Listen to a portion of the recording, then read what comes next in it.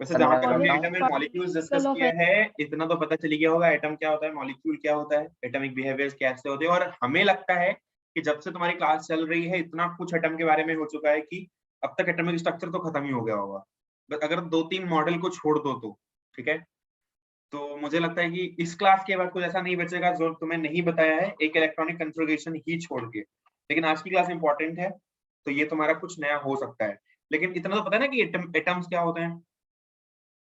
Yes, Yes, sir, sir. पता है। Sir, Protons, ये तो पता है, electrons and matter. neutrons. Yes, sir. क्या क्या भौमिक शर्मा क्या बोला?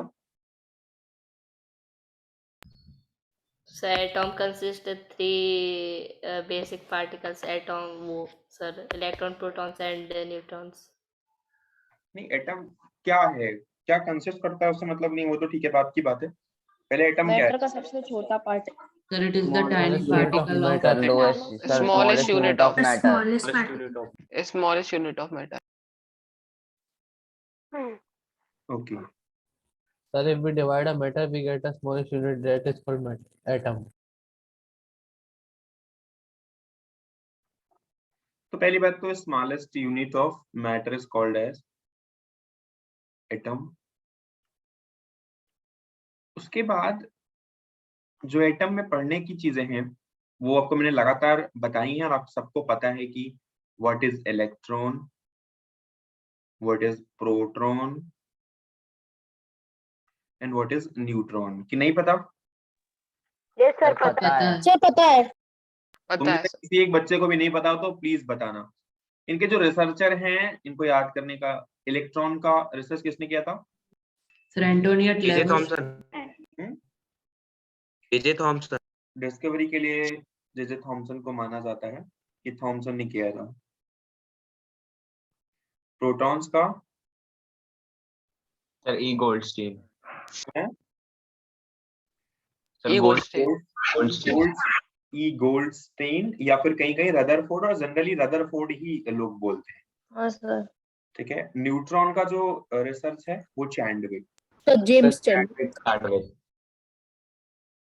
अगर आपको याद रखना है इसके रिसर्चर्स के नाम तो एक सिंपल सा वर्ड है, इसको याद कर लेना, ईटा पर नाचे। सर क्या है? इटा पर नाचे। ईटा पर नाचे, ईटा। सर क्या वर्ड का कोई मतलब होता है? अरे यार ईट पे नाचने वाले को बोलते हैं ईटा पे नाचे, मतलब तुम ईटा पर नाचे मतलब सर पर यानी प्रोटॉन का ईट पर किया है। तो जनरली किस पे नाचते हो? मतलब इलेक्ट्रॉन, टा का मतलब तुम्हारे लिए तो फ्लो डीजे लगता होगा ना, तो मतलब अगर फ्लो डीजे तुम्हारा ईटा है तो कुछ ऐसा वर्ड बन सकता है, ईटा पर नाचे। ई मतलब इलेक्ट्रॉन, टी मतलब टा मतलब थॉमसन, और पी मतलब प्रोटॉन, आर मतलब रदरफोर्ड, ना मतलब न्यूट्रॉन, और चाय मतलब चैडविक। आई डोंट थिंक कि कोई प्रॉब्लम किसी को होगी अभी तक। Chadwick. सर आपने यहाँ पे क्या लिखा है? E No, sir. प्रोटॉन्स के आगे इक्वल टू ये। अरे यार ई गोल्डस्टेन लिखा था, मैंने बोला रदरफोर्ड को जनरली मानते हैं। अगर तुम्हें यही पढ़ना है तो तुम ई गोल्डस्टेन लिख लेना। सर, एक बात कहूँ? जी सर, आपने चार्डविक को चांदविक क्यों कर दिया? क्या? सर, चार्डविक को आपने चंदविक क्यों कर दिया? यार हिंदी में उसको चार्डविक नहीं चैडविक बोलते हैं हिंदी में, चैंडविक, समझ रहे हो? हमने हिंदी की बुक भी पढ़ी है के एन शर्मा, तो वहां पर चैंडविक लिखा था, चैंडविक। एक हिंदी की बुक आती है के एन शर्मा करके, क्लास सर से एन साइलेंट होता होगा। हाँ चैडविक लिखा था, तो उसको चैंडविक भी कुछ लोग बोलते हैं। चलो ठीक है। So this is all about the researches. और इलेक्ट्रॉन पे क्या चार्ज है, प्रोटॉन पे क्या चार्ज है, न्यूट्रॉन पे क्या चार्ज है, कैसा इसका व्यवहार है, ये सब चीजें बताने की जरूरत नहीं है, ऑलरेडी एटम एंड मॉलिक्यूल में डिस्कस हो चुका है। तो हम चलते हैं सबसे छोटी यूनिट पे, दैट इज एटम्स। तो एटम की जो रिसर्च स्टार्ट हुई सबसे पहले, तो एटम के बारे में बताने के लिए कई सारे अलग अलग मॉडल्स हैं जो ये बताते हैं कि एटम क्या होता है। तो कोई भी चीज जब स्टार्ट होती है, जब किसी ने पहली बार आम देखा होगा, तो पहली बार अगर आम देखा होगा तो कुछ लोगों ने सोचा होगा कि, कुछ लोगों ने अलग व्यवहार से सोचा होगा, लाइक किसी ने देख के बोला होगा जस्ट लाइक, तो वो बोला होगा कि भाई कुछ पीला पीला सा ऐसा कुछ है सब्सटेंस, फिर थोड़े दिन बाद किसी ने उसको यूज किया होगा खान पान में या फिर व्रत में, फास्ट में, फिर किसी ने बोला होगा फ्रूट है। फिर अगर कुछ दिन बाद किसी ने देखा होगा पीले वाले आम को ही तो सोचा होगा कि मीठा ही होता है, लेकिन कुछ दिन बाद और भी बात जब पता चली कि भाई आम खट्टा भी होता है, तो दोनों चीजें देख सकता है, कोई भी कैसा भी हो सकता है, पहले कच्चा हो सकता है बाद में पका हो सकता है, तो डिफरेंट हो सकता है एक दूसरे से। तो जब रिसर्च स्टार्ट होती है तो वो कभी भी एग्जैक्ट रिसर्च नहीं आती, वो रिसर्च हमेशा चलती रहती है। जैसे कोरोना आया, तो कोरोना में क्या डायरेक्टली किसी ने बोला कि हर कोई बोल रहा था कि भाई वो चाइना से निकला हुआ कोई है जो बस वायरस है और चाइना की स्लैब से निकला है। लास्ट आते आते पता नहीं कितनी कितनी बातें हुई। स्टार्ट में तो लगा कि वो केवल चमगादड़ से बनाया गया, फिर बाद में उसको बदला गया बात को, फिर उसकी कुछ लोग दवा कुछ बता रहे थे, कुछ लोग कुछ बता रहे थे, तो बाद में कोवैक्सीन और कोविशील्ड बनी। तो डिफरेंट तरीके से उसको ट्रीट किया गया, लगातार उस पर संशोधन चलता रहा, फिर जाके एक प्रॉपर रिसर्च स्टडी या फिर हुई, और अभी भी कोरोना पे नहीं हो पाई है। या किसी को मिल गई है स्टडी? सर आ गई उसकी वैक्सीन तो वैक्सीन आ गई, लेकिन प्रॉपर स्टडी अभी भी कोई नहीं जानता कि एग्जैक्टली हाँ, निकला Yes, कैसे। sir. अधूरी है सर। Exactly sir. हो गई है, वो अभी भी नहीं आई वो वैक्सीन। अधूरी कहानी रह गई, अभी भी कोई मतलब बच्चों नहीं के लिए है तो उस अभी भी नहीं आई। वैक्सीन अभी भी हमारे लिए नहीं आई। सर आने वाली है। तभी सर, तो आपने लोग लगाया? बताया, ऐसे बड़े होते होते बात पता चली जाए कहाँ से आया है। पता चल जाएगी। बिल्कुल। चलो, तो ऐसे थॉमसन मॉडल में सबसे पहला मॉडल जो है, अरे सॉरी, मॉडल्स में एटॉमिक मॉडल में सबसे पहला मॉडल जो है थॉमसन मॉडल है। तो थॉमसन मॉडल क्या है, मैं आपको पहले बता देता हूँ। थॉमसन मॉडल को याद करने के लिए, थॉमसन का जो मॉडल है वो वैसे तो डाल्टन का मैंने पहले ही बता दिया, और उसके बाद जो थॉमसन ने बोला है उस मॉडल के अकॉर्डिंग एटम को कैसे डिफाइन किया गया वो मैं थोड़ी सी बात करना चाहता हूँ। देखो थॉमसन ने क्या बोला था, बहुत इजी है, इसको स्टोरी की तरह से भी याद कर सकते हो। थॉमसन ने बोला एक तरबूज ले लो, वाटरमेलन, ठीक है। अब वाटरमेलन, जैसे ही वाटरमेलन का नाम लिया लोगों के दिमाग में चल रही होगी बहुत सारी बातें कि वाटरमेलन के अंदर कुछ ऐसे ऐसे रेड रेड होता है ना, right? Yes sir. Yes sir. उसके बाद उसमें और भी कुछ होता है ऐसे डॉट डॉट से, जिसको हम पसंद नहीं करते, और शायद कुछ लोग इसी वजह से खाते ही सर नहीं बीच। यस सर, बीज। निकालते ही रहना पड़ता है सर। हाँ, शायद कुछ लोग इस वजह से इसको खाते ही नहीं होंगे, राइट? सर कोई नहीं खाता। बढ़िया यार, बढ़िया। नहीं सर तो मैं खाता हूँ। खाते हैं, ऐसा नहीं है, कोई भी नहीं खाता। सर। हाँ, तो ये जो ब्लैक वाला पार्ट है, इस ब्लैक वाले पार्ट को क्या बोलते हैं, सीड्स, जो वाटरमेलन के अंदर होता है, और रेड वाले पार्ट को भी मैटर बोलते हैं, जो अंदर रहता है और उसको हम खाते हैं, जनरली यूज करते हैं। तो जो थॉमसन का मॉडल है, थॉमसन ने बस ऐसे ऐसे बैठे रहे एज्यूम कर दिया, मतलब एकाएक से कुछ भी बोल गए। तो उनने बोला कि ये जो हमारा एटॉमिक मॉडल है, एटॉमिक मॉडल अगर मैं अपना निकालूं तो मैं तो ये बोलूंगा, थोड़ा बहुत स्टडी करी होगी, रिसर्च की होगी, फिर उन्होंने जो रिसर्च करके जो स्टडी निकाला या जो प्रॉपर तरीके से बताया, उसके अकॉर्डिंग उन्होंने बोला कि भाई जो एटम होता है, पहली बात तो दो तीन पॉइंट आपको लिखने हैं। एटम क्या होता है? एटम इज लाइक वाटरमेलन,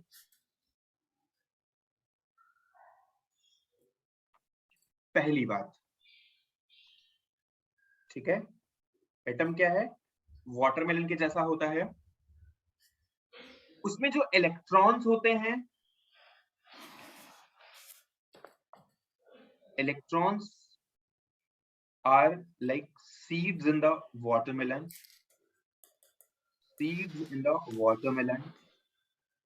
जो वाटरमेलन के अंदर बीज होते हैं उसी तरह से, जबकि आपको पता है कि वाटरमेलन के बीज धसे हुए होते हैं, तो क्या ये बात सही निकली? अगर आप दिमाग लगाओ थोड़ा सा, जो आज नहीं हम है सर, मॉडल सही जानते नहीं। हैं उसके अकॉर्डिंग इलेक्ट्रॉन एक जगह धसे तो नहीं हुए होते, इलेक्ट्रॉन तो मूव कर रहे होते हैं, और वैसे भी उनके, और ऐसा भी नहीं है कि, और बीज कहीं भी हो सकता है, ऐसा भी नहीं होता कि एक शॉर्ट डिस्टेंस पे, सेंटर से शॉर्ट डिस्टेंस पे एक बीज आएगा, उससे थोड़ा ऊपर जाओगे तो फिर 2-3 सीड्स होंगे, फिर उसके ऊपर जाओगे तो 8-10 होंगे, और सर एक पीस में 5-6 निकल जाते हैं बीज सर तो। कितने भी हो कहीं भी सकते हैं। रैंडम डिस्ट्रीब्यूशन होता है, और वो पता चलता है कि कब, जब हम निकालते हैं, काटते हैं, तब पता चलता है कितने बीज हैं, नहीं तो ऐसे तो कुछ पता ही नहीं होता कि कहाँ पे हो सकता है उसमें से। तो इसलिए ऐसे हम एज्यूम तो कर नहीं सकते, लेकिन एटम में जो आज की मॉडर्न एटॉमिक थ्योरी है एटम को बताने की, उसके अकॉर्डिंग सब कुछ डिफाइंड है कि भैया आउटर सरफेस पे या आउटर लेयर पे जो बाहर, सबसे बाहर वाली सेल आएगी, उस वाली सेल पे इतने इलेक्ट्रॉन होंगे, तो सबसे अंदर वाली सेल होगी उस पे इतने इलेक्ट्रॉन होंगे, उससे थोड़ी डिस्टेंस पे जो सेल होगी उस पे इतने इलेक्ट्रॉन होंगे, एक एक चीज डिफाइन है। लेकिन क्या वाटरमेलन में ये बीज डिफाइंड है? नहीं ना। तो ऑब्वियसली ये बात गलत ही है, लेकिन फिर भी जो इनकी एज्यूम्शन है, बैठे रहे उठ के दे दिया कुछ भी, तो हम पढ़ेंगे तो है ही। तो electrons are like seeds in watermelon, atoms is like watermelon. और दो तीसरी बात उन्होंने बोली वो ये कि जो पॉजिटिवली चार्ज्ड प्रोटॉन है वो जैसे हमारा रेड वाला पार्ट है ना, रेड वाला पार्ट, इस तरह से कुछ फैले हुए प्रोटॉन्स हैं। तो प्रोटॉन्स आर लाइक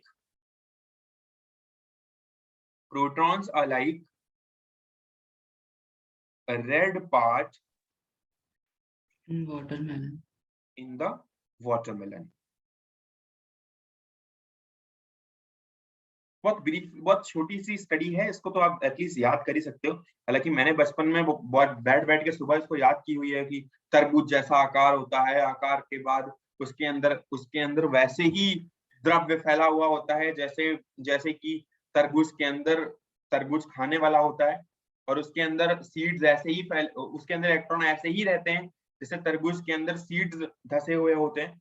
तो स्टडी करना बहुत मुश्किल नहीं है, इजीली आप समझ सकते हो, और आपको देख के ही पता चल रहा है कि कुछ ना कुछ दिक्कत है, क्योंकि ऐसा कुछ नहीं हमने आज जाना। आज का जो मॉडल है वो तो ऐसे बोलता है भाई बीच में हमारे इलेक्ट्रॉन है और बीच में हमारे प्रोटॉन और बाहर इलेक्ट्रॉन वगैरह के बारे में कुछ सेल्स वगैरह से बना के हमने कई बार आपको दिखाया है। जो अभी चल रही है थियरी, जो सही में जो थियरी डिफाइंड है, राइट सर बोर मॉडल है। हाँ बताएंगे वाटरमेलन क्या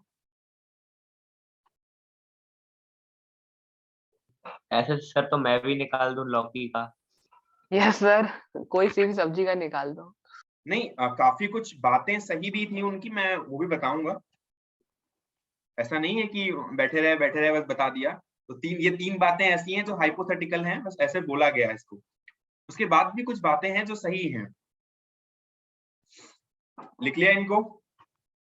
यस सर। Yes sir. कोई दिक्कत?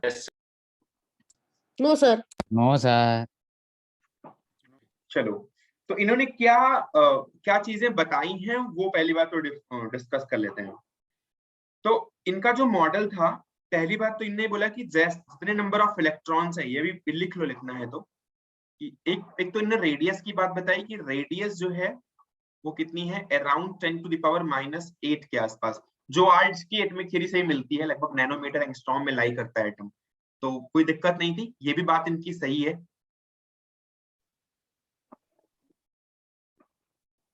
ठीक है सर, ये किसका रेडियस है सर? क्या? सर आपने किसका रेडियस? एटम का है। सर लेकिन सर ये तो हर एक के संग सर अलग अलग होगा ना सर, हर एटम के संग। क्या सर ये रेडियस?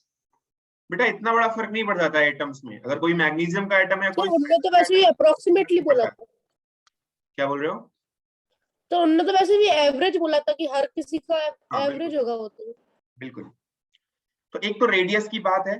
दूसरी बात उन्होंने जो बोली है वो ये है कि इलेक्ट्रॉन्स और प्रोटॉन्स लगभग सिमिलर है, मतलब जो इलेक्ट्रॉन नेगेटिव चार्ज और पॉजिटिव चार्ज लगभग सिमिलर है, मतलब कि एटम क्या है, न्यूट्रल है। न्यूट्रल है एटम अगर अपनी नॉर्मल स्टेट में है तो वो न्यूट्रल है।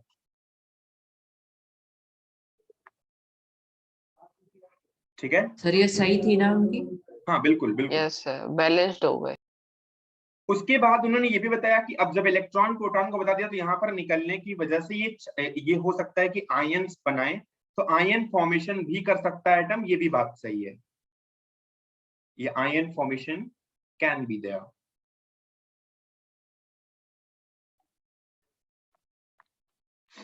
राइट?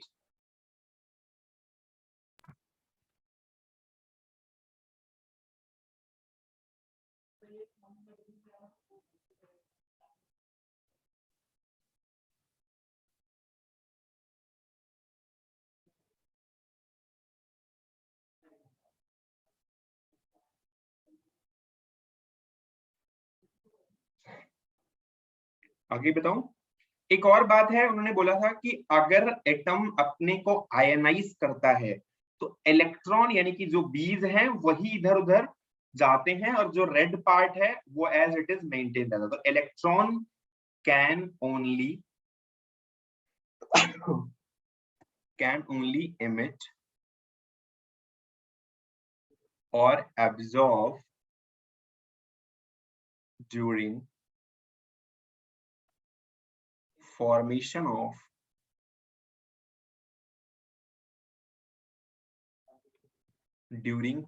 of ions। तो ये भी बात सही है, चौथी बात सही है, पांचवी सही है, छठवीं सही है, सातवीं सही है, लेकिन जो पहले कुछ 2-3 बातें थी वो सही नहीं है, राइट?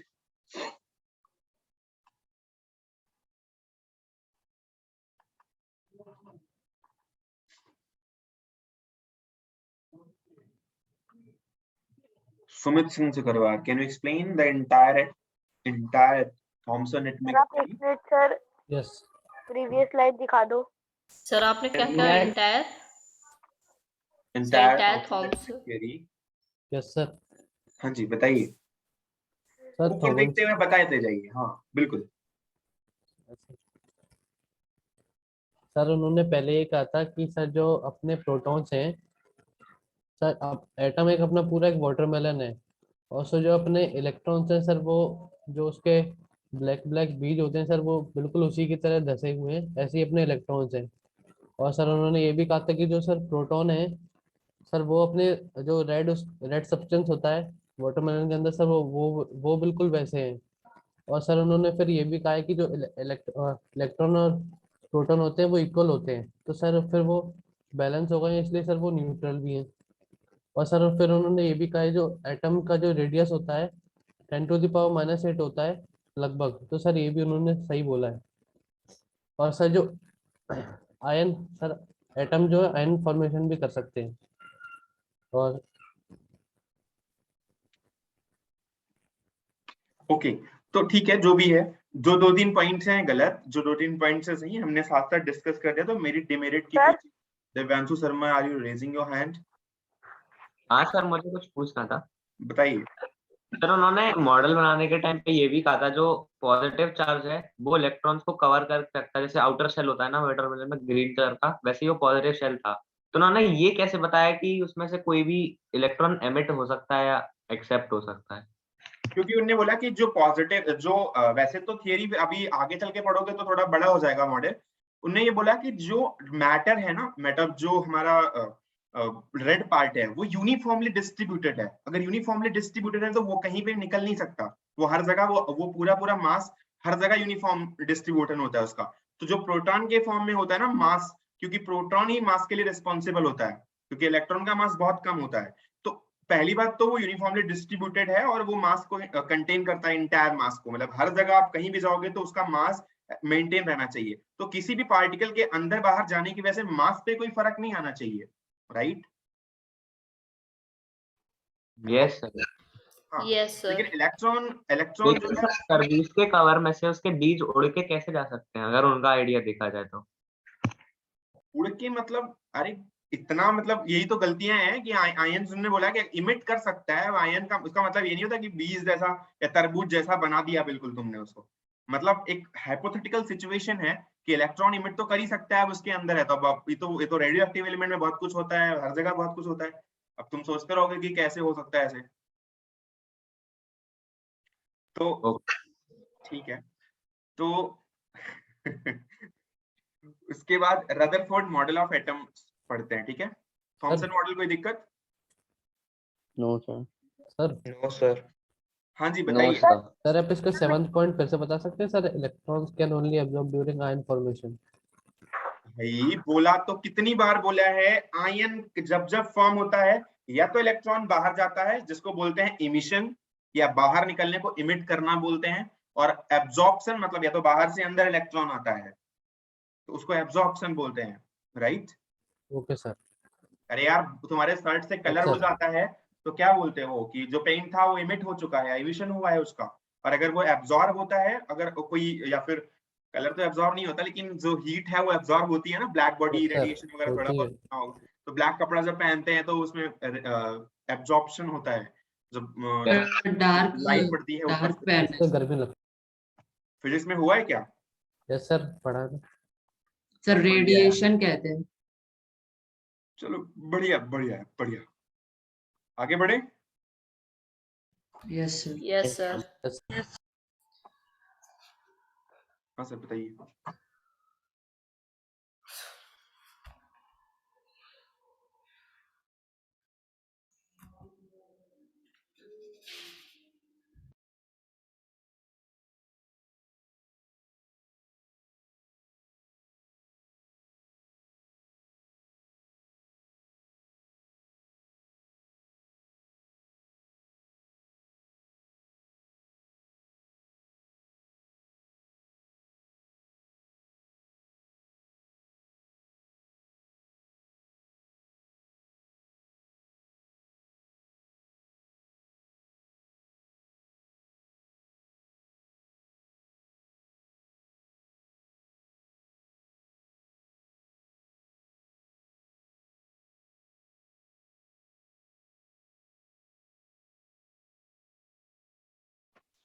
ठीक है सर।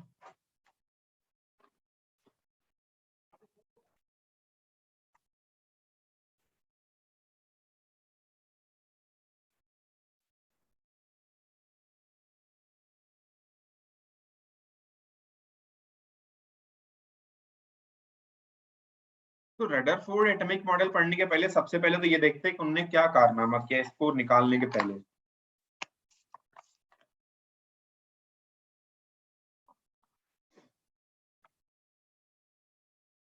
पहले मुझे बना लेने दो यार, साथ साथ बना भी सकते हो, कोई दिक्कत नहीं है।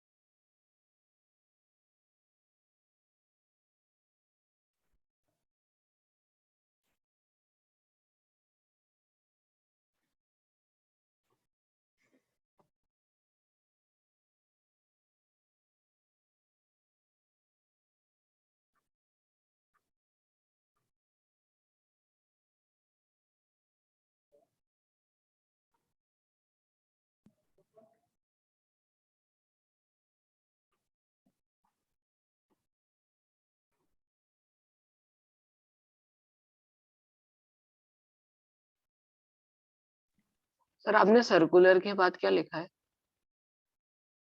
ZnS zinc sulphide coated extreme.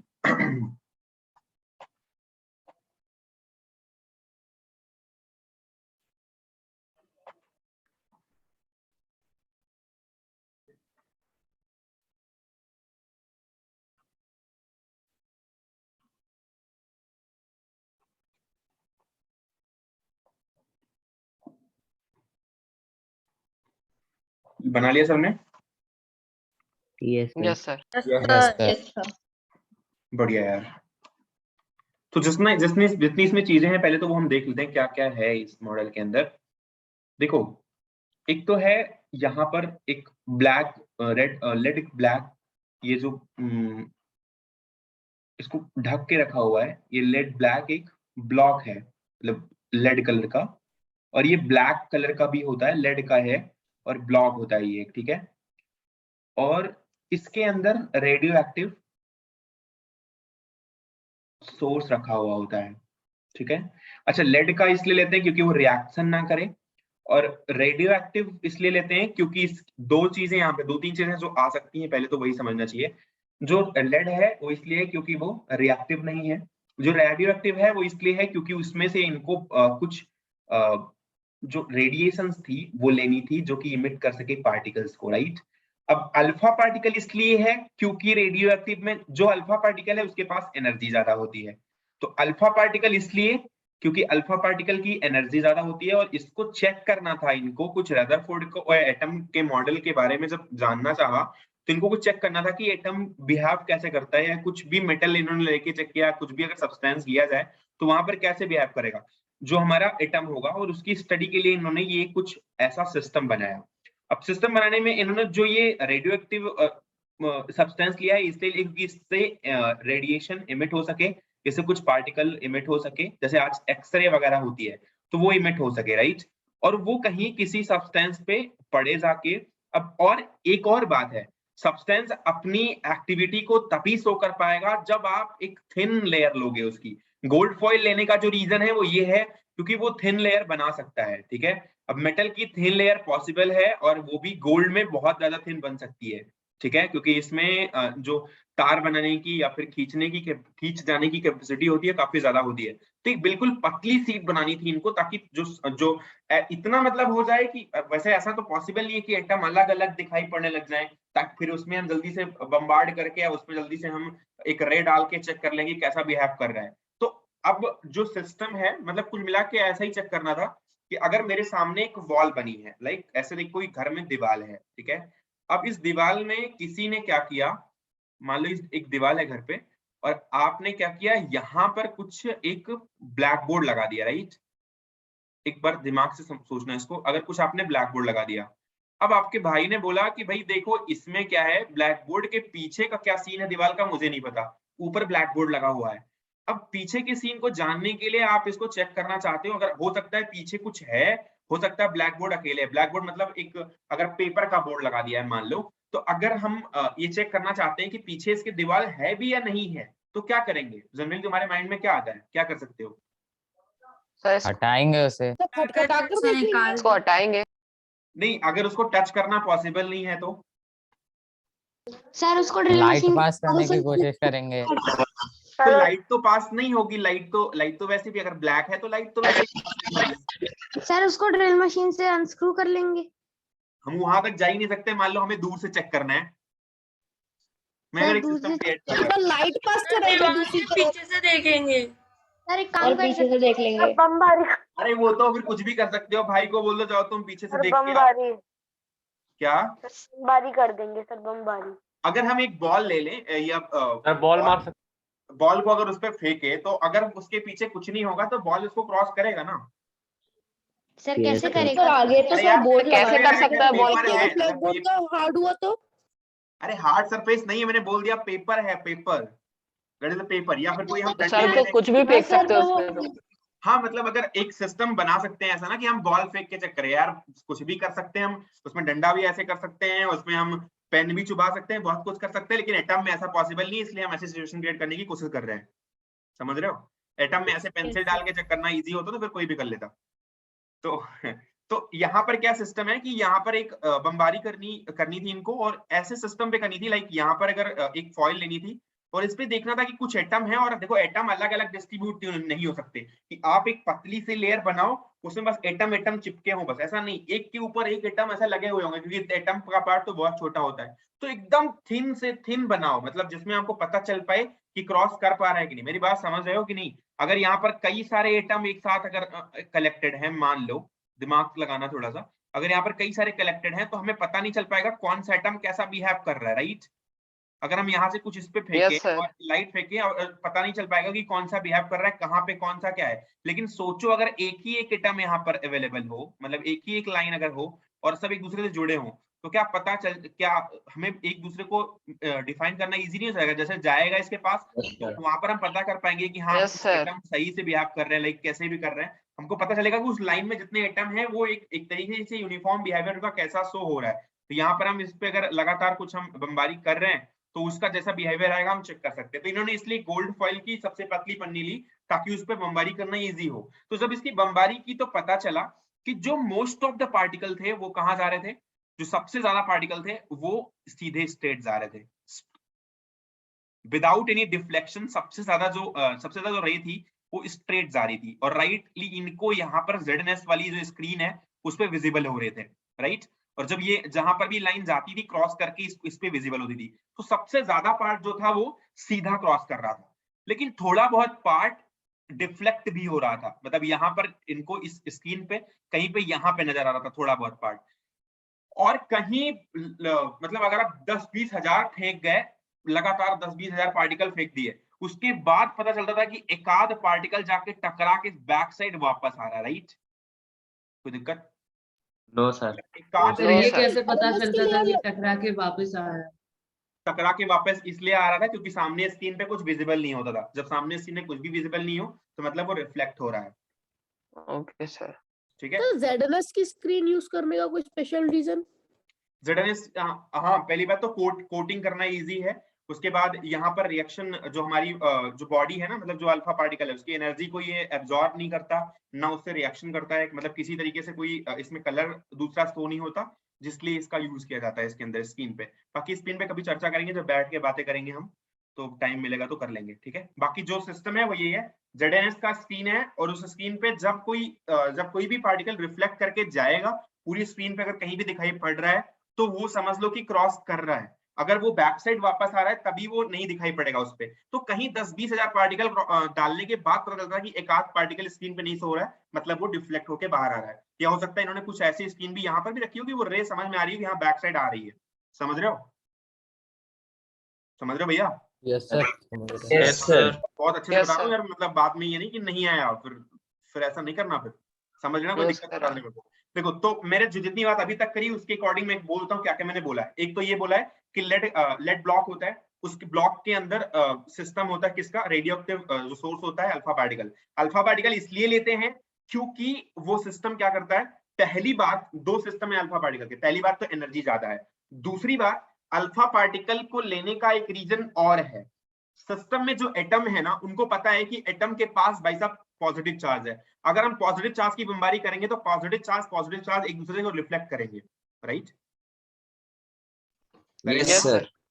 तो सिस्टम में अगर कहीं भी अगर हमारी रे बैक साइड वापस आ रही है, मतलब स्ट्रांगली पॉजिटिव चार्ज सामने को ये जिसको वो भेद नहीं पाया, क्योंकि जो सेम तरीके का चार्ज होता है उसमें रिफ्लेक्शन होता है, मतलब उसमें रिपल्सन होता है ना, राइट।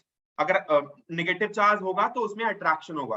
तो जो मोस्ट ऑफ द पार्ट था वो क्या था, क्रॉस कर रहा था, मतलब कहीं ना कहीं वो इलेक्ट्रॉन अपनी तरफ खींच के बाहर कर रहा था। लेकिन जो पॉजिटिव चार्ज था वो कहीं कुछ कम ही जगह पे था। आज हमारे सामने अगर माइंड में रखो उस सिस्टम को एटम के, तो कुछ ऐसा समझ में आता है कि कुछ ही पार्ट ऐसा है जहां पर पॉजिटिव चार्ज अवेलेबल है। अगर पॉजिटिव चार्ज पूरे में होता तो रिफ्लेक्शन कहीं ना कहीं या डिफ्लेक्शन कहीं ना कहीं जगह जगह हो रहा होता। लेकिन मैंने बोला most of the part cross कर रहा है, बहुत थोड़ा पार्ट ऐसा है जो डिफ्लेक्ट हो रहा है, और बहुत ही कम 20,000 में एक आध पार्ट ऐसा है जो बैक साइड क्रॉस कर रहा है, मतलब बैक साइड वापस आ रहा है। तो इसका मतलब कि जो पॉजिटिव चार्ज है उसके होने की संभावनाएं बहुत कम है, मतलब बहुत कम जगह में वो पॉजिटिव चार्ज लाई करता है, right. Yes sir. Yes sir. Yes, sir. तो कुल मिला के अगर मान लो मैं आपको एक सिस्टम बना के दिखाऊं, यहाँ पर अगर इतना बड़ा बड़ा मान लो एटम है, ठीक है, दिमाग लगाना सही से, और यहाँ पर मान लो कुछ इतने बड़े बड़े 3 एटम या 5 एटम में रखता हूँ, वैसे संभव नहीं है कि इतना बड़ा एटम हो, लेकिन चलो मैं बताता हूँ। अगर 5 एटम ऐसे है, अब मान लो इस एटम में कहीं डॉट सेंटर पर होगा, इतना इतना, ठीक है, इतना इतना कहीं सेंटर पर होगा, एक एक डॉट डाल दिया, ठीक है। Yes, अब मैंने बोला कि इसमें अलग अलग इसमें एटम है, तो अब आप बताओ अगर पॉजिटिव चार्ज की आप बमबारी करोगे तो जब तक इस डॉट के बिल्कुल एकदम क्लियर एकदम सामने नहीं जाएगा तब तक वो वापस तो नहीं आएगा ना, तब तक तो डिफ्लेक्ट होता रहेगा। बिल्कुल Yes, sir. sir. Yes sir. Maximum cases में वो इधर ही जाएगा। हाँ, एक केस ऐसा हो सकता है कि इस डॉट के बिल्कुल करीब से गुजर रहा हो तो हो सकता है थोड़ा सा डिफ्लेक्ट कर दे, right. Okay, sir but sir. 20 से Yes, करेगा sir. तो पीछे ही आएगा वो। अरे यार सुनो यार, पहले पूरी बात। अगर डायरेक्टली इस पे टकराएगा, मतलब एकदम सेंटर पे सेंटर टकरा गया, तब तो वो बैक साइड जाएगा। अगर वो इसके थोड़ा सा आसपास से गुजर रहा है तो वो क्या करेगा, जाता रहेगा, ये कहेगा भाई ढकेलो इसको इधर इधर इधर थोड़ा सा। और जब इससे दूर जाएगा तो कोई फर्क नहीं पड़ेगा, अल्फा पार्टिकल के पास एनर्जी इतनी है कि वो क्रॉस करता हुआ चला जाए। तो मैक्सिमम पार्ट तो दूर जाएगा ना, क्योंकि डॉट तो बहुत ही मिनिमाइज तरीके से यहाँ यस सर, पर बहुत मिनिमम। बिल्कुल सर। बहुत Yes, मिनिमम है ना। sir. तो इसलिए यहाँ पर जो सिस्टम है अभी तक केवल इतना ही सिस्टम है, और जो अभी तक हमने पढ़ा तो उसके अकॉर्डिंग इतनी ही स्टडी है कि एक सिस्टम है जिसमें रेडियो एक्टिव सब्सटेंस है जो अल्फा पार्टिकल है, उसके साथ साथ एक पीछे की तरफ एक ब्लॉक लगा हुआ है, उससे रे जाती है।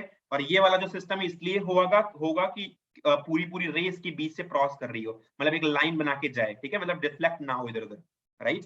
तो यहाँ से जब रे जाती है तो ये कुछ एक फॉइल पे लगती है। फॉइल को इसलिए यूज किया गया, और वो भी गोल्ड फॉइल को, क्योंकि पतली से पतली पन्नी ली जा सके, राइट, समझ रहे हो।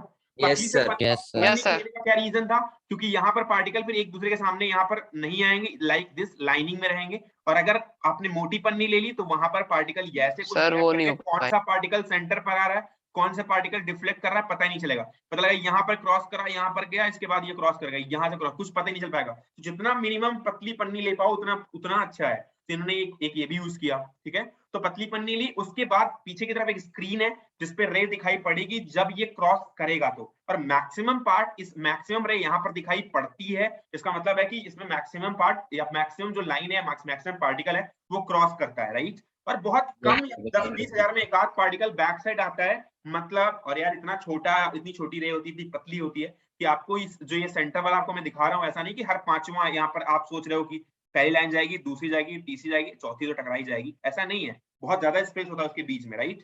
तो इतनी जल्दी वो टकराएगा नहीं सेंटर वाले पे। तो यहाँ पर अगर सेंटर पे टकराएगा तो बहुत बहुत मिनिमल चांस होता है, प्रोबेबिलिटी बहुत कम होती है उस पे टकराने की।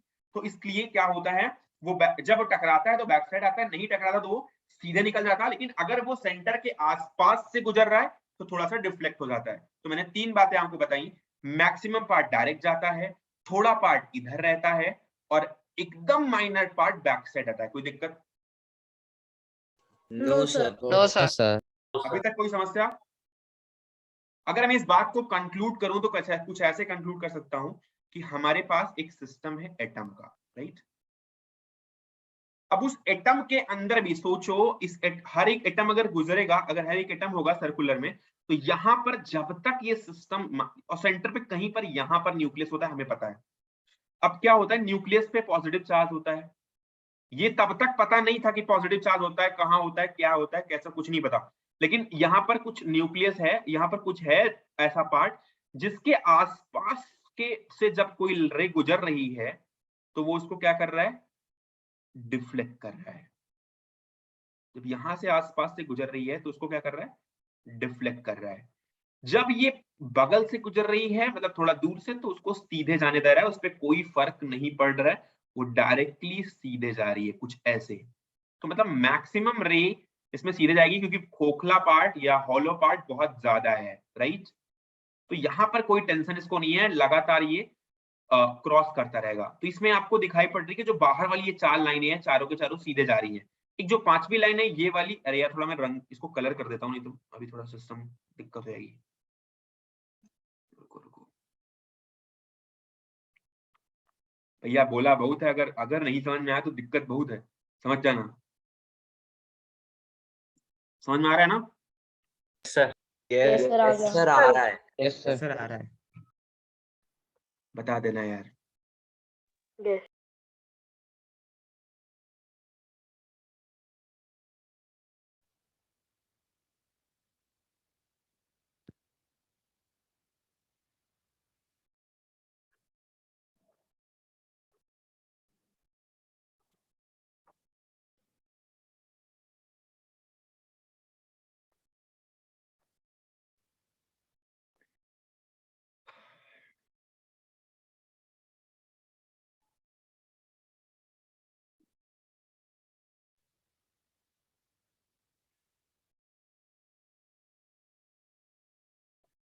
तव्य शुक्ला, समझ में आ रहा है यार? Yes sir. क्या पबजी खेल रहे हो? नहीं सर, सर क्लास ले रहा हूँ। आवाज तो आ रही थी। सर आ तो रही है, बोल तो रहा हूँ। सर वैसे तो ये बहुत बोलता है, आज इसकी आवाज कब कैसे आ रही है? पबजी की सर आवाज आज आ रही है? सर आज कहीं और रूम के लिए कम आ रही है सर, पबजी वरना की वॉइस माइक कहाँ से आ रही है भाई? सर पबजी की कहाँ आ रही है? हिल ही नहीं रहा सर, वो तो नहीं सर, कितना झूठ बोल रहा है सर। अभी दीपावली सर इसकी बोले तो खत्म नहीं हुई। अरे सर बेचारे की तबीयत खराब हो गई। कैसे तबीयत खराब होगी इस तबीयत? सर तबीयत नहीं खराब है सर, क्योंकि नाना नानी के घर आए हूँ, अभी यहाँ पे क्लास अरे ले रहा है यार तो तुम हमेशा सर शोर हो रहा है ज्यादा देर के लिए, माइक कुछ आवाज आ रही हो फिर माइक खुला करके भूल जाऊं।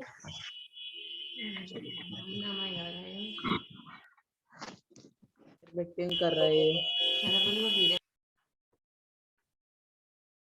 अरे यार कोई बात नहीं सर। सर आप लोगों को बाहर निकाल रहे हो? इसमें जो ब्लैक वाला पार्ट है वो क्या कर रहा है? बैक साइड आ रहा है। ग्रीन वाला पार्ट है वो न्यूक्लियस है। जितना ब्लू पार्ट है वो सीधा निकल रहा है, और कहीं एक आध पार्ट ये वाला देखो जो डिफ्लेक्ट हो रहा है। तो जो सेंटर के आसपास से जा रहा है वो डिफ्लेक्ट हो रहा है। तो इतनी स्टडी कुल मिला के अभी तक हमने करी है, राइट? कोई दिक्कत? No sir. No sir. तो सर ओके। अगर मैक्सिमम पार्ट क्रॉस कर रहा है, मतलब अगर मैक्सिमम पार्ट बाहर निकल रहा है सिस्टम के, इसका मतलब क्या हुआ? सर की मैक्सिमम जगह खाली है पार्टिकल। ये सर बहुत अगर सबसे ज्यादा नंबर ऑफ अल्फा पार्टिकल अगर क्रॉस कर रहे हैं एटम को और अनडिफ्लेक्टेड हैं, इसका मतलब हुआ there must be a large empty space within the atom, right? तुम्हारे पास पेज नंबर 45 पे एक नोट है, उसको देख सकते हो। पेज नंबर 45 मॉड्यूल नंबर जो भी है, ठीक है, उसमें जो पहला पॉइंट है कि since the large number of alpha particle pass through the atom undeflected, दिखाई पड़ रहा है या नहीं? Yes sir. Yes sir. Undeflected है लार्ज नंबर में, इसका मतलब क्या हुआ कि मोस्ट ऑफ द पार्ट क्या है? एम्प्टी।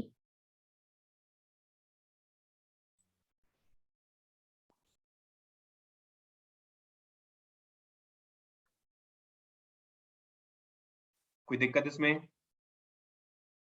No sir. यहां से जाके हमारी थियरी निकल के आई और पता चला कि सेंटर पे ही होगा पॉजिटिव चार्ज, क्योंकि पॉजिटिव चार्ज की बमबारी की थी। अगर कोई रिपल्सन कर पा रहा है तो वो सामने बैठा हुआ पॉजिटिव चार्ज ही रिपल्सन कर रहा होगा। अगर पॉजिटिव अगर कहीं से रिपेल हो रहा है, इसका मतलब है कि वो सेंटर पे रिपल्सन हो रहा है, और सेंटर पे इसका मतलब कि पॉजिटिव चार्ज है। यहाँ से स्टडी लगाना, कोई देख के नहीं आया कि पॉजिटिव चार्ज बैठा है उधर, यही कुछ स्टडी बताती है कि कैसे उसको समझा गया है, राइट? तो ये बहुत बेसिक सी चीज है समझने के लिए। अगर अनडिफ्लेक्टेड है, इसका मतलब है वो सीधे क्रॉस कर रहा है, मतलब वहां पर पॉजिटिव चार्ज नहीं है। और जहां पर थोड़ा सा डिफ्लेक्शन है, वहां पर पॉजिटिव चार्ज के इर्द गिर्द से घूम के निकल रहा होगा। समझ रहे हो? मतलब गोली अगर डायरेक्ट लगी तो छिटक के वापस आएगी, अगर वो गोली थोड़ा बगल से निकलेगी तो छिटक के बाहर जाएगी, लेकिन अगर बिल्कुल ही साइड से जाएगी तो फिर उसे कोई फर्क नहीं पड़ेगा। कुल मिला के बात इतनी है, समझ में आई बात? Yes sir. उम्मीद करता हूँ। पॉइंट नंबर 2,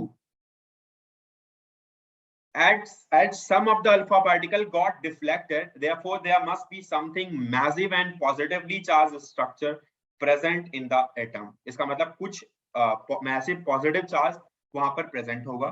दूसरी बात है, और बहुत कम ही यहाँ पर अल्फा पार्टिकल ऐसे हैं जो ऐसा कर रहे हैं या ऐसा फील कर रहे हैं या उनमें ऐसा शो हो रहा है स्क्रीन पे, राइट?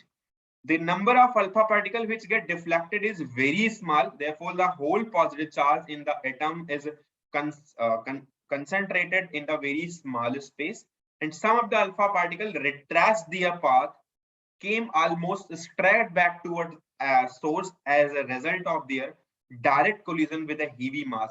कुछ ऐसा बहुत भारी सा मास होगा जिस पे टकरा के सीधे अल्फा पार्टिकल बैक साइड आ रहे हैं और सीधे आ रहे हैं बैक साइड वापस। इसका मतलब है कि कहीं ना कहीं जो सिस्टम है उसके पास एक सेंटर पे कोई ना कोई या कहीं किसी भी जगह पे एक ऐसा मास होगा जो पूरा पूरा वहीं पर ही होगा और वहीं से वो पूरा बैक साइड आ रहा होगा। इसका मतलब ये कि कोई डॉट ऐसा होगा। अब यहाँ पर ये नहीं बता पाया इन्होंने कि ये भैया ये जो डॉट होगा वो सेंटर पे ही होगा, कहीं इन्होंने तो भैया एक प्लेट ली और प्लेट पे सीधे सीधे करने लग गया। प्लेट पे कुछ पता तो ही नहीं चल पा रहा कि कौन सा सेंटर है, कौन सा आउटर है, कौन सा इनवर्ड है, बस कहीं से वो लौट रहा है ये बात पता चली है। तो कुछ ऐसा स्पेस है एकाध जहां से वो बैक साइड आ रहा है अल्फा पार्टिकल। तो अभी तक कोई ऐसी बात नहीं है कि वो कंसंट्रेटेड है एकदम सेंटर पे ही। वो तो बाद में एटम को डिफाइन करते हुए बोला गया कि हाँ वो जो लार्ज स्पेस है, इन्होंने भी बोला कि जो मास है वो भी हाइपोथेटिकल इमेजिनेशन थी कि जो ऑब्वियसली सेंटर पे ही ज्यादातर मास होता है और सेंटर ऑफ मास सेंटर पे ही आता है एक सर्कुलर पाथ का या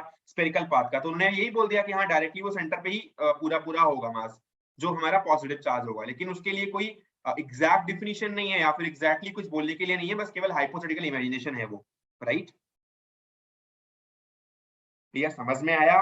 3 बातें हमने बोली है यहाँ पे। कोई दिक्कत है किसी को भी? No sir.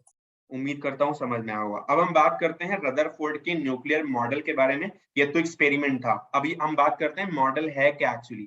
तो रदरफोर्ड का न्यूक्लियर मॉडल है, उसको आप लिखना है तो लिख लेना 1911 में, और हमने आपको नोट्स ऑलरेडी दी हुई हैं तो कोई दिक्कत नहीं होनी चाहिए। उम्मीद करता हूँ सबने ओपन किया होगा।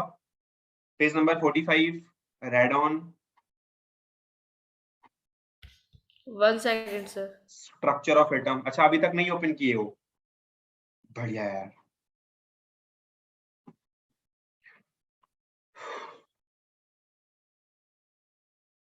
इतने ने तो वीडियो ही ऑफ कर दिया यार।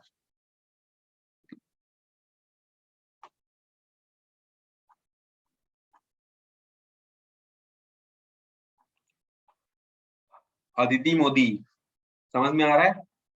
Yes sir. पूरा समझ में आया? Yes sir. कोई दिक्कत? No sir. ओके, आगे बढ़ू? तो ये सब बातें Yes, हो जाने sir. के बाद जो मेन फीचर हैं इस मॉडल के वो कुछ ऐसे हैं कि आप पहले पॉइंट से पढ़ना स्टार्ट करना। Arsh Tiwari, can you read main feature of this model as follows? नहीं खोला था बुक? क्या खुला है? हाँ, पढ़ो फिर तुरंत। The atom of an element consists of a small positively charged nucleus which is situated at the center of the atom which carries almost the entire mass of the atom. यहाँ पे इन्होंने बात बोली वो भी हाइपोथेटिकल इमेजिनेशन के साथ कि जो एटम है उसका पूरी बॉडी का मास कहीं ना कहीं इंटायरली एक जगह पे डिस्ट्रीब्यूटेड होगा और वो मास सेंटर ऑफ मास पे हो सकता है। और क्योंकि फिजिक्स की थियरी है कि जो हमारा सर्कुलर पार्ट होता है, सर्कुलर बॉडी होता है, उसका मास पूरा पूरा सेंटर ऑफ मास पे डिपेंड होता है ना। पढ़ा है थोड़ा बहुत या नहीं सेंटर ऑफ मास को? Yes sir. बढ़िया बढ़िया। तो उसको न्यूक्लियस बोला और वो पॉजिटिव चार्ज को कंटेन करता है और वो कहीं ना कहीं वो सेंटर पे एकदम स्थित होता है। दूसरी बात, आगे बढ़ो यार। The electrons are distributed in the empty space of the atom around the nucleus in different conceptual paths orbits. हाँ, जो इलेक्ट्रॉन थे वो कहीं ना कहीं जो एम्प्टी स्पेस बचता था उस पे कहीं ना कहीं वो डिस्ट्रीब्यूटेड थे और कुछ कुछ डिफरेंट साइकिल्स में या एम्प्टी स्पेस के बीच में कहीं ना कहीं आप कंसेंट्रिक का मतलब होता है कि सेंटर सेम हो, मतलब उसका रेडियस कुछ भी हो लेकिन सेंटर सेम हो। कंसेंट्रिक का मतलब ये होता है कुछ ऐसे, मैं आपको बता देता हूँ सर सेम सेंटर। पता है सर, सेम सेंटर से पास होते हैं। सब मैथ्स में पढ़ा। बढ़िया यार बढ़िया। कुछ ऐसे को बहुत बढ़िया, अच्छी बहुत स्टोरी भी है। नहीं हमने सोचा आई जैसे मैथ हट गई तो यार बहुत सारे बच्चे तो मैथ ही छोड़ दिए होंगे। नो सर पता है। बढ़िया बढ़िया बढ़िया। चलो तो point number 3, the number of electron in the orbit is equal to number of positive charges. ये थॉमसन ने बताया था, कोई दिक्कत की बात नहीं है। और इन्होंने भी बोला कि नंबर ऑफ इलेक्ट्रॉन जो थे वो पॉजिटिव चार्जेस या प्रोटॉन के बराबर थे। Volume of the nucleus is very small as compare to the volume of the atom. Obvious सी बात है कि अगर सेंटर पे ही सारा मास केंद्रित है या फिर सारा मास सेंट्रलाइज्ड है, इसका मतलब है कि वो वही मास केवल या जो बॉडी का जो पार्ट है इंटायर जो ज्यादातर या लास्ट पार्ट अगर वो एम्प्टी है, इसका मतलब है कि एक ही जगह ऐसी कुछ होगी जहां पर वो पूरा पूरा मास होगा। और यहाँ पर लिखा हुआ है कि उसका वॉल्यूम क्या होगा। भैया जब एक ही जगह है, बहुत छोटी सी जगह है न्यूक्लियस, इसका मतलब जो हमारा सेंटर है जब सेंटर पे ही है तो इसका मतलब ओवरऑल स्फीयर की तुलना में उसका जो वॉल्यूम होगा वो तो बहुत ही कम होगा ना। मतलब हमने बताया आपको कि एक डॉट कहीं जा करके, मतलब अगर आपने एक सर्कुलर पाथ लिया तो कहीं पे एक डॉट, तो वो जाके हमारा न्यूक्लियस है, मतलब न्यूक्लियस का वॉल्यूम तो बहुत ही कम होगा ना एक स्फीयर की तुलना में या पूरे एटम की तुलना में, राइट? भैया बात समझ में आई या कुछ? Yes sir I. ठीक। पांचवा point, most of the space in the atom is empty, शुरुआत से बताते चले आ रहे हैं, लार्ज एम्प्टी स्पेस। ठीक है, तो उम्मीद करता हूँ कि पॉइंट समझ में आए होंगे। जो सर मेरे डिफेक्ट को है, एक बात पूछनी है जी बताइए। बिल्कुल सर, फोर्थ पॉइंट में कहा गया कि जो न्यूक्लियस का वॉल्यूम हो, ओके सर आ गया, वॉल्यूम लिखा है। बढ़िया बढ़िया। Defect in the Rutherford model, तो जो रदरफोर्ड मॉडल है उनमें क्या क्या है डिफेक्ट, वो बात अभी डिफेक्ट नहीं कह सकते, कह सकते हैं अज्ञानता, बस ये चीजें नहीं हो पाई और चीजें इतना ज्यादा नहीं बढ़ पाई, लेकिन बहुत कुछ इन्होंने बताया, ये बहुत बड़ी कंट्रीब्यूशन है। आज हम इनके बारे में पढ़ रहे हैं, रदरफोर्ड का नाम ले रहे हैं हम आज 13/11/21 को, तो कुछ ना कुछ इन्होंने दिया है ऑब्वियसली तभी, और कुछ ना कुछ थॉमसन ने बताया तभी आज उनका नाम आपकी बुक में छपा हुआ है, अदरवाइज कोई जरूरत नहीं थी। स्तभ्य शुक्ला का नाम तो नहीं छप गया, आदित्य गोयल नहीं छप गया बुक में, तो ऑब्वियसली कुछ ना कुछ तुमने किया है ना। तो ऐसा नहीं कि उन्होंने डिफेक्ट दिया है तो आप उनको बोलोगे कि नहीं वो गलत है, अपने अपने अकॉर्डिंगली उन्होंने काफी कुछ बताया है। जैसे कि उन्होंने बताया ना कि अभी सेंटर पे मास सेंट्रलाइज्ड है, पॉजिटिव चार्ज कहाँ पे है, इलेक्ट्रॉन डिस्ट्रीब्यूटेड है, कोई एक ऐसा स्थान है जहां पर पूरा पूरा मास होगा, तो काफी बातें कर चुके हैं, कोई दिक्कत की बात अभी तक नहीं है। लेकिन कुछ बातें ऐसी भी हैं जो नहीं बता पाए, जैसे Rutherford did not specify the number of electron in each orbit. Each orbit मतलब ऑर्बिट्स में कितने इलेक्ट्रॉन्स हैं, जो आज मॉडर्न एटॉमिक थ्योरी में हम या बोर एटॉमिक मॉडल पढ़ने के बाद थोड़ा बहुत जब जानकारी में मिलती है, और जो मॉडर्न एटॉमिक थ्योरी में हम पढ़ते हैं उतनी बातें वो नहीं बोल पाए कि पार्टिकुलर या हर एक ऑर्बिट में कितने कितने इलेक्ट्रॉन अवेलेबल होंगे। जैसे आज हम इलेक्ट्रॉनिक कन्फिगरेशन कर पाते हैं, बहुत सी चीजें जानते हैं ऑलरेडी, तो वो इतना आसान नहीं था उस वक्त, उन्होंने नहीं समझा था इस बात को, राइट भैया? कोई दिक्कत? No sir. ओके। एक और बात है, according to electromagnetic theory, if a charged particle like electron is accelerated around another charged particle like proton in nucleus, then there would be continuous loss of energy due to the continuous emission of radiation. This loss of energy would slow down the speed of radiation, speed of electron, and eventually the electron would fall into the nucleus. But such a collapse does not occur, so Rutherford model could not explain this theory.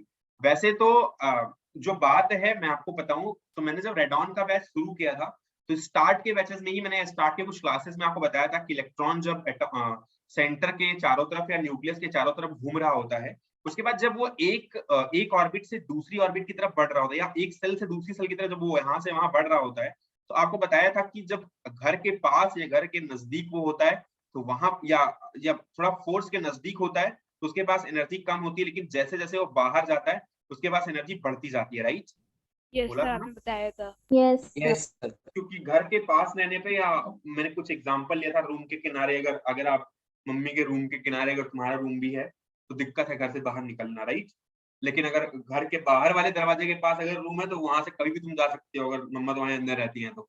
मेरी बात सही है ना? क्योंकि वहां पर फिर तुम्हारे ऊपर फोर्स या तुम्हारे ऊपर कोई दबाव नहीं है, कहीं भी जा सकते हो। यार कुछ लोग ऐसे मुंह बनाए हुए हैं जिनको कुछ नहीं पता। भाई बताया ना कई बार बातें हमने, नहीं बताया? सर बताया। सर ये वाले बताइए। एग्जांपल आप बहुत बार दे चुके हो। फिर से बताते हैं यार, फिर से बताते हैं। मैंने बोला था एक सेंटर है, अगर सेंटर पे पॉजिटिव चार्ज है और ये कुछ अलग अलग सेल्स अवेलेबल है, राइट? अब इस सेल में आप देखोगे कि जब इलेक्ट्रॉन यहाँ से चले मान लो और वो इस जगह पे पहुंचे, यहाँ पर इलेक्ट्रॉन गया, बाहर से आप काउंट करना स्टार्ट कर दो, अगर यहाँ पर कोई इलेक्ट्रॉन ई अवेलेबल है, थोड़ी देर बाद जब वो यहाँ पर आ जाएगा, मान लो अंदर वाली सेल में अगर आ जाए, तो वहां पर उस इलेक्ट्रॉन के पास एनर्जी कम हो जाएगी, क्योंकि यहाँ पर पॉजिटिव चार्ज और इलेक्ट्रॉन नेगेटिव चार्ज, इसको और अट्रैक्शन देने लग जाएगा, क्योंकि यहाँ पर फोर्स ज्यादा लगेगा। जब अंदर वाली सेल पे आएगा तो यहाँ पर और अट्रैक्शन फोर्स लगेगा, काइंड ऑफ जैसे हमारी मम्मा के रूम के बाहर मैंने बताया था तुम्हें, या कोई भी एग्जांपल ले सकते हो कि अगर कोई इफेक्टिव इंसान घर में बैठा हुआ है जो आपको बाहर जाने से रोकता है, और आप उसके पास पॉजिटिव चार्ज है, आप नेगेटिविटी क्रिएट कर रहे हो, तो वो आपको पकड़ के बैठेगा। जैसे आप बाहर वाली सेल की तरफ जाओगे, वहां पर थोड़ा सा आप पे उसका इफेक्ट कम पड़ जाएगा, जितनी दूर आप उससे रहोगे उतना कम इफेक्ट रहेगा और फिर प्रॉब्लम नहीं होगी, लेकिन जितना आप उसके नजदीक रहोगे उतना आपको मनमानी करना मुश्किल होगा, मतलब आपके पास एनर्जी कम रहेगी। तो ये एक थियरी है इलेक्ट्रोमैग्नेटिक थियरी कि जब कोई इलेक्ट्रॉन बाहर से अंदर की तरफ जाता है तो उसके पास एनर्जी कम होती जाती है। एक वक्त ऐसा आता है जब वो सेल के बिल्कुल नजदीक आ जाता है और इलेक्ट्रॉन में एकदम बिल्कुल सी एनर्जी कम हो जाती है और उसको इस वक्त में न्यूक्लियस में गिर जाना चाहिए, क्योंकि ये पॉजिटिव चार्ज के बिल्कुल अधीन हो चुका है अभी। लेकिन ये थियरी बाय डिफॉल्ट आगे चल के आपको प्रूव करेंगे कि ये ऐसा पॉसिबल नहीं होता कि इलेक्ट्रॉन न्यूक्लियस में गिर जाए। नहीं, अगर ऐसा होने लगे तो फिर आपका जो सेंटर है वो फिर सेंट्रलाइज्ड है, वो फिर हमेशा इलेक्ट्रॉन को अपनी तरफ खींचे। और बहुत बार तो ऐसा हो कि एटम का जो इलेक्ट्रॉन है वो सीधे जाके सेंटर में गिर जाए, तो वो आइडेंटिटी ही लॉस कर दे। पॉजिटिव और नेगेटिव एक दूसरे को बैलेंस करने के लिए इलेक्ट्रॉन ही, मतलब इलेक्ट्रॉन अंदर गिर गया तो फिर मतलब एटम का कोई मतलब ही नहीं रहा, फिर वो एकदम निष्क्रिय हो चुका है। लेकिन ऐसा होता नहीं है। लेकिन इस बारे में रदरफोर्ड ने कोई बात नहीं की और इस बारे में कोई डिस्कशन उन्होंने नहीं किया कि एनर्जी में क्या होता है। तो ये भी एक डिफॉल्ट रहा, ये भी एक गलती रही। अब कितना उम्मीद करते हो यार किसी से, तुम कितना उम्मीद करते हो? बहुत कुछ बता दिया, बहुत कुछ बताया ना उनने। Yes sir. क्या क्या उम्मीद करते हो? एनर्जी बता दें तुमको, वेवलेंथ भी बता दें, कलर बता दें, क्या क्या बताएंगे? कोई नया साइंटिस्ट आएगा फिर उसको कुछ मिलेगा, फिर वो कुछ बताएगा, फिर उसको कुछ पैसा वैसा मिलेगा, फिर कुछ आगे बताएगा। फिर अगर एक ही साइंटिस्ट सब बता दे तो साइंटिस्ट का क्या मतलब निकला नए साइंटिस्ट? तो साइंटिस्ट की जॉब ही खत्म हो गई। अगर वो बता दे कि मंगल पे या फिर किसी ऐसे, अगर कोई बता दे आज साइंटिस्ट कि यार देखो जो प्लैनेट है ना, अर्थ के अलावा किसी प्लैनेट पे जीवन संभव नहीं है, अगर डायरेक्ट वो प्रूव कर दे जाए तो कल से कई लोगों की नौकरी चली जाएगी ना। फिर उनको क्यों लगाएगी रिसर्च करो भैया, तुम्हें रिसर्च करने के लिए क्यों लगाएगी? तुम नहीं रिसर्च करो, देखो बुध पे, देखो मंगल पे कहीं जीवन संभव है, चंद्रमा पे जीवन संभव है, फिर क्यों जाएगा वो? पता ही चल गया फिर तो क्यों दिक्कत है उसको? फिर तो एक डिपार्टमेंट तो एटलीस्ट खत्म ही हो गया। जो जीवन इधर उधर घूम रहे थे, खोज रहे थे, फिर ये वाला डिपार्टमेंट तो खत्म हो गया ना। तो इसलिए हर एक साइंटिस्ट का अलग अलग कंट्रीब्यूशन है। अब इसने कुछ बताया तो कुछ नहीं भी बताया, तो उसको हम कह सकते हैं कि इसकी कमियां थी, लेकिन उसको डिफेक्ट नहीं मान सकते, राइट? लेकिन थॉमसन ने तो अच्छा दिक्कत किया, तो उन्हें कुछ तो गड़बड़ बताया था, जो मतलब इलेक्ट्रॉन ऐसे धसे हुए हैं और मास डिस्ट्रीब्यूटेड है, ये वो उल्टी सीधी बात है, तो वो थोड़ा सा नहीं सही है। अब वो हाइपोथेटिकल इमेजिनेशन बिल्कुल, इसीलिए उनको बहुत कम लिखा गया है। देखो बस बहुत थोड़ी सी जगह में थॉमसन को खत्म कर दिया गया, ठीक है? तो कोई दिक्कत यहाँ तक? No sir. Rutherford atomic model तक हमने कर लिया है। According to this model, electron revolving around the nucleus should loss energy continuously और hence the spectra of atom should be a continuous spectrum। आपको मैं स्पेक्ट्रम की बात बताऊंगा जब बोर मॉडल बताऊंगा थोड़ा बहुत वहां पर, तो वहां पर ये पॉइंट डिस्कस कर देंगे, ठीक है? कोई दिक्कत यहाँ तक? पढ़ के आओगे फिर रदरफोर्ड एटॉमिक थ्योरी फिर? Yes sir. Divyansh you have doubt? जी बताइए।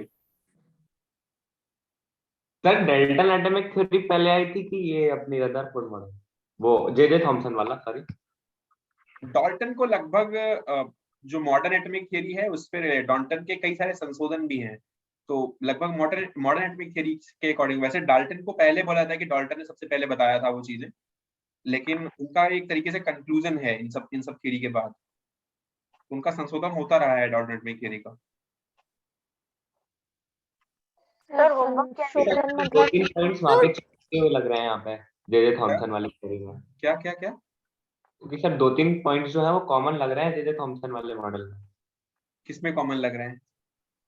सर ये आयंस वाली बात हो गई एक तो। कॉमन तो होते ही है यार। अब यार कोविड की नई थियरी आई तो क्या पुरानी थियरी को खारिज कर दिया उसने यही बताया। अब किसी ने बताया, कोई लैब तक पहुंच गया तो कोई लैब के अंदर यूज होने वाले केमिकल तक पहुंच गया, तो बस ऐसा तो ही ना कि वो बोलेगा कि नहीं भैया लैब में नहीं गया। होमवर्क क्या है? अरे यार होमवर्क को बताते हैं, पिछला तो करना ही है पूरा, ठीक है? पिछला तो करना ही है। सर सेक्शन भी पूरा करना है, सुनो, सेक्शन भी पूरा करना है और सुनो सेक्शन ए पूरा करना है, सेक्शन सी पूरा करना है, सेक्शन डी अकेले नहीं करना, जो हमने नहीं बताया बाकी सब बताया है, तो सेक्शन सी तक करना है, ठीक है? ठीक है सर। Okay sir. सर 3 घंटे से सर बैठे बैठे पैर अकड़ गए। जॉब हो जाएगा। सर जब पॉजिटिव चार्ज और नेगेटिव चार्ज एक दूसरे को अट्रैक्ट करते हैं तो वो प्रोटॉन और इलेक्ट्रॉन दोनों आपस में मिल क्यों नहीं जाते?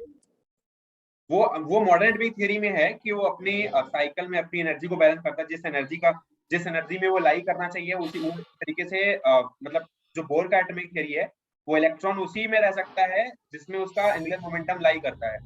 कल हम डिस्कस करेंगे नेक्स्ट क्लास में इसको, लेकिन ऐसा नहीं होता कि वो जा करके प्रोटॉन के सेंटर पे या फिर वो न्यूक्लियस के अंदर जाके बैठ जाए इलेक्ट्रॉन, वो उसकी डिस्टेंस मेंटेन रहती है।